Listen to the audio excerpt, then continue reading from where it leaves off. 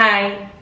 What is up you guys? It's your girl Avelovinit and welcome to another cooking vlog. Hey!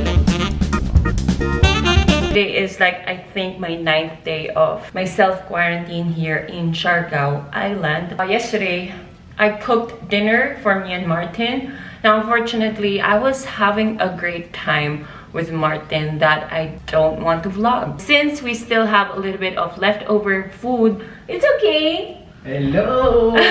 Good morning! My mama told me and Papa told me that it's not good to throw away your food. Hey.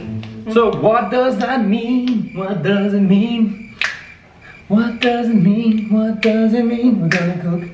What does it mean? For this Cooking with Ave or Avelicious meal episode, I will be showing to you guys how to cook your leftover food or cooking my leftover food. Ever since I was little, my parents told me that it's not good to throw away food. There are a lot of people in this world who doesn't have access to food. They can't eat 3 times a day. Throwing away food is like no bueno. It's not all leftovers.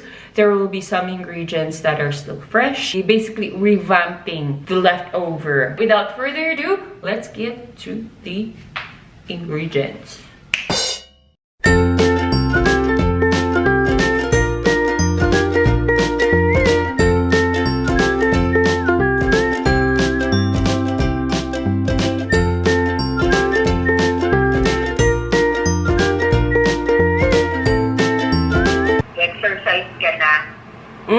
Ikaw kasi mama eh. Ikaw talaga yung influencer.